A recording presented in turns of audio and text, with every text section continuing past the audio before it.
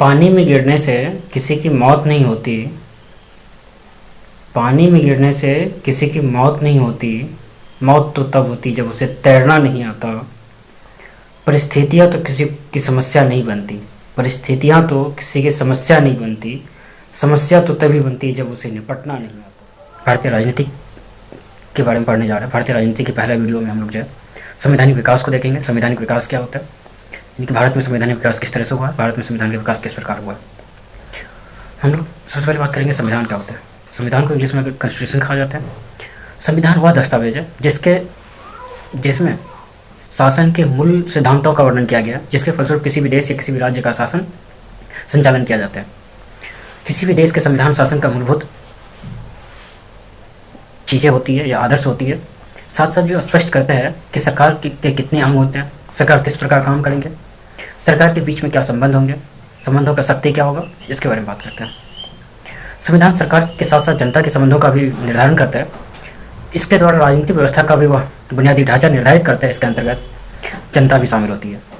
किसी भी राष्ट्र में निहित यह निर्धारित करती है कि वह किस प्रकार सरकार या संविधान संबंधित राष्ट्र के शासन का दर्शन की रूपरेखा तैयार करता है। संविधान किसी भी देश के आधारभूत कानून कहा जा सकता है। जनता के विश्वास व उनकी आकांक्षाओं को प्रतिबिंबित करती है। संविधान संबंध देश के नागरिकों के लिए कुछ अधिकार सुनिश्चित करता है, साथ ही उसके कर्तव्यों को भी परिभाषित करती है। भारत में संवैधानिक विकास की बात करेंगे। भारत में संवैधानिक विकास जो है ऋग्वैदिक पीरियड में भी संविधान, ऋग्वैदिक पीरियड के बाद जो है कुछ हमारे जैसे स्मृतियाँ आती है, स्मृतियाँ मनुस्मृतियाँ हैं, याज्ञवल्क्य स्मृतियाँ। इसके अलावा बहुत सारी स्मृतियाँ जो कि हमारी जो है उस समय के शासन पद्धतियों को जो है का वर्णन करता है कि उस समय की शासन पद्धति किस प्रकार की थी, उस समय के जो लॉ किस तरह के थे, उस तरह के उस समय में नियम और कानून किस प्रकार के हुआ करते थे। भारत में संवैधानिक विकास की हम लोग बात कर रहे हैं, तो भारत में किस प्रकार जो संवैधानिक विकास होता है। भारतीय संवैधानिक निर्माण जो है किसी निश्चित समय पर नहीं हुआ होगा, क्योंकि किसी भी देश का या किसी भी वस्तुओं का निर्माण एक साथ, किसी भी चीज़ कानून या नियम का जो है निर्माण एक साथ नहीं होता है या एक समय नहीं होता है, और इसके क्रमिक विकास का परिणाम होता है। यानी कि इसका जो क्या कहते हैं कि एक क्रमिक विकास होता है, जो ब्रिटिश के शासनकाल में धीमे धीमे हुआ। यानी कि ब्रिटिश जब आए उसके बाद जो है उसके शासनकाल में जो धीरे धीरे इनका विकास हुआ। भारत में 16 ईस्वी में ईस्ट इंडिया कंपनी व्यापार करने भारत में आए। उनकी महारानी प्रथम, यानी कि महारानी एलिजाबेथ प्रथम ने चार्टर एक्ट के द्वारा भारत में व्यापार विस्तृत करने का अधिकार दिया। कंपनी इसके कार्य अभी तक मात्र व्यापारिक, यानी कि जो कंपनी का कार्य अभी तक जो है व्यापारिक उद्देश्य थे। 1765 में बंगाल, उड़ीसा और की दीवानी राजस्व के शासन भारत में कंपनी क्षेत्रीय शक्ति बनाने की प्रक्रिया प्रारंभ हुई। 1765 में जो है बंगाल, बिहार, उड़ीसा की दीवानी मिलने के साथ साथ जो है कंपनी जो क्षेत्रीय शक्ति जो है विस्तार करना आरंभ कर दिया था। जिस समय तक 1858 में ईस्ट इंडिया कंपनी का शासक जो है ब्रिटेन के सांसद रहे और विभिन्न अवसरों पर अनेक प्रकार के नियम कानून या आदेश पत्र, कंपनी चार्टर जो है जारी करते थे। कंपनी के शासन को अपने नियंत्रण में रखा हुआ था। उन्होंने धीरे धीरे कानून ने धीरे धीरे भारत के संवैधानिक विकास की पृष्ठभूमि तैयार की। जिस तरह से जो डेवलपमेंट हो रही थी उसी तरह जो है वहाँ से इस प्रकार छूटें मिल रही थी, वो जो है भारत के संवैधानिक विकास का जो पृष्ठभूमि तैयार करती है। इसमें हम लोग पहला देखते हैं कि रेगुलेटिंग एक्ट 1773 में आता है। रेगुलेटिंग एक्ट भारत के संवैधानिक विकास में एक महत्वपूर्ण स्थान रखता है। इस अधिनियम के माध्यम से ईस्ट इंडिया कंपनी भारत में संसदीय नियंत्रण स्थापित करने का प्रयास किया था। इस अधिनियम के माध्यम से ब्रिटिश सरकार ने स्पष्ट कर दिया था कि भारत में कंपनी के अधीन क्षेत्रों में शासन मात्र ब्रिटिश ईस्ट इंडिया कंपनी व्यापारियों के निजी मामला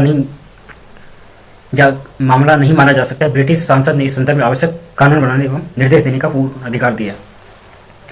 कंपनी प्रशासन के देखरेख हेतु इंग्लैंड में 2 संस्थाएं बनाई गई, निर्देशक मंडल कोर्ट ऑफ डायरेक्टर्स एंड हितधारकों का मंडल कोर्ट ऑफ प्रोप्राइटर्स। इस अधिनियम के द्वारा बंगाल के गवर्नर जनरल कहा गया तथा उसकी सहायता के लिए 4 सदस्य कार्यकारी परिषद का गठन किया गया। इसके अंतर्गत पहले governor general lord Wellington Hastings थे।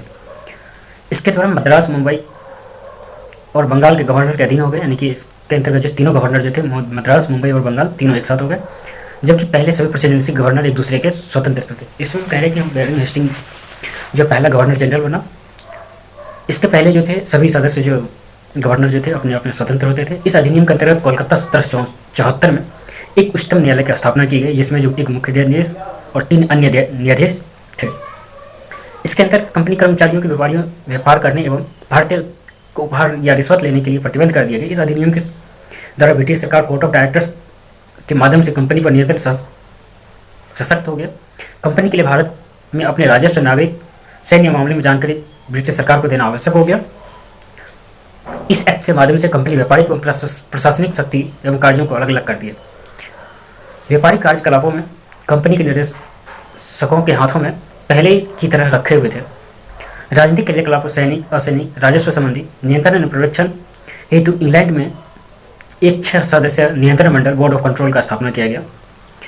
इस प्रकार ब्रिटिश भारतीय उपनिवेश के 2 शासक थे। पहला कंपनी का निर्देशक, दूसरा नियंत्रण मंडल के माध्यम से सम्राट। गवर्नर जनरल की परिषद की सदस्य की संख्या 4 से कम करके 3 कर दी गई। इस परिषद में प्रशासन जैसे सैन्य शक्ति, युद्ध, संधि, राजस्व, देशी रियासत आदि अधिरक्षण की शक्ति प्रदान की गई। 1786 अधिनियम। इस अधिनियम के द्वारा गवर्नर जनरल को विशेष परिस्थिति में परिषद के निर्णय निरस्त करने तथा अपने निर्णय लागू करने का अधिकार। अगर आपको वीडियो अच्छी लगी हो तो लाइक्स, कमेंट्स, शेयर कीजिए, जिससे कि हमें मोटिवेशन मिलता रहे और आप लोगों के लिए इस तरह से नए नए वीडियोज लाते रहे, नए नए टॉपिक्स पे।